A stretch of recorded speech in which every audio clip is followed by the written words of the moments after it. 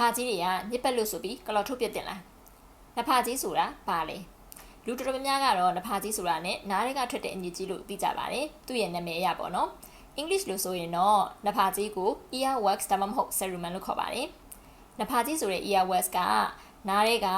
ရှိရပေါ့နော်အရေပြားကနေထွက်လာတဲ့အရေအိတ်လေးတွေပြီးတော့နားတွေကနေကွာကျလာတဲ့တင်းငယ်တဲ့အရေပြားလေးတွေကနေပြီးတော့မှ earwax လို့ခေါ်တဲ့နဖာကြီးဖြစ်လာတာဖြစ်ပါတယ်နဖာကြီးမှာအဓိကအဖြစ်လုပ်ငန်းဆောင်တာတွေရှိပါတယ်သူကနားတွေကိုဖုံးမုံနေဘက်တီးရီးယားတွေနဲ့အမုံသေးသေးလေးတွေနားစီတီမရအောင်ကာကွယ်ပေးပါတယ်နဖာကြီးရဲ့ဂုဏ်သက်တည်တစ်ခုကတော့နားကိုအန္တရာယ်ဖြစ်စေနိုင်တဲ့ပိုးတွေဝင်မလာနိုင်အောင်လို့ကာကွယ်ပေးတဲ့သဘာဝကပြီးတဲ့ကာကွယ်မှုတစ်ခုပဲဖြစ်ပါတယ်နဖာကြီးကနားတွင်းနိုင်ကိုဆွတ်ဆွတ်အောင်လုပ်ပြရဖြစ်တဲ့အတွက်၆တွေ့ရရနာတွေမှလည်းကာကွယ်ပေးပါတယ်ရှင်ဒီနေရာမှာတချို့လူရဲ့နဖာကြီးကစိုးတက်ပြီးတချို့လူတွေရဲ့နဖာကြီးက၆တယ်လို့ဆိုရမှာဖြစ်ပါတယ်ဒါဟာမျိုးဝေးဗီဇပေါ်မှာမူတည်ပါတယ်